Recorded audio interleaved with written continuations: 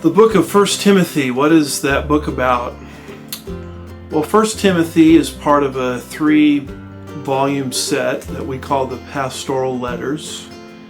And the reason we call these books the pastoral letters is because they're written to pastors. And that 3-volume set is 1 Timothy, 2 Timothy, and Titus.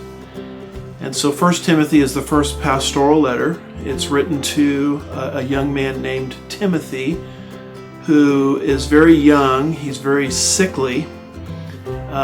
He's very easily intimidated.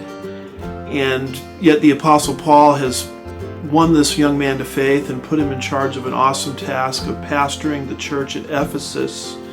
The church at Ephesus, when you study the New Testament, is probably the most influential church. So Paul has been let out of prison from his first imprisonment in Rome, and he has installed Timothy in this new assignment. He's pastoring this church, and so he writes 1 Timothy to him to teach him how to be a pastor. And chapter 1 is really Timothy's instructions, what he is to do while he is in Ephesus. And basically he is to take control, take authority, and to prevent certain men from teaching false doctrines and to bring order and stability to a chaotic situation. And then chapters 2 and 3 is all about order. What kind of order is supposed to exist in God's church? And so, for example, in chapter 2, you find instructions about men leading in doctrine and the church praying. And he gives specific instructions about how a female is not to occupy the position of what we call senior pastor in the church. And then you move into chapter 3, and he lays out the qualifications for leaders in the church, and those leaders are what we call elders and deacons.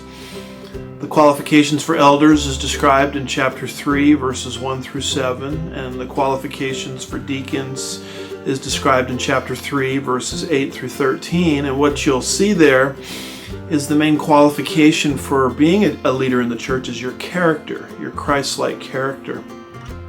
Then he moves into chapter 4, verses 1 through 6, and he warns Timothy about the apostasy.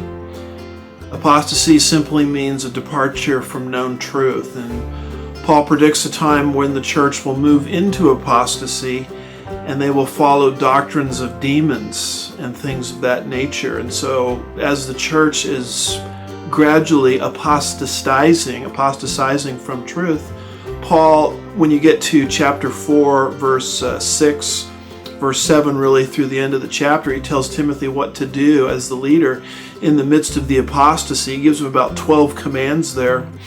But one of them is to give attention to the public reading and teaching of Scripture, expositional teaching, chapter 4, verse 13. And then finally, the last part of the book, chapters 5 and 6, Paul tells Timothy how to deal with certain groups in the church.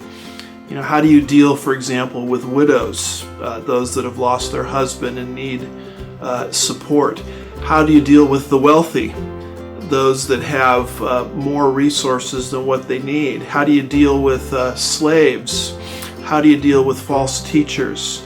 How do you deal with elders when they're caught in sin? And so you get these very practical pieces of leadership guidance and advice in those final chapters. But you put the whole package together. It's a pastoral letter. It's telling Timothy, a young man, how to be a pastor in a local church.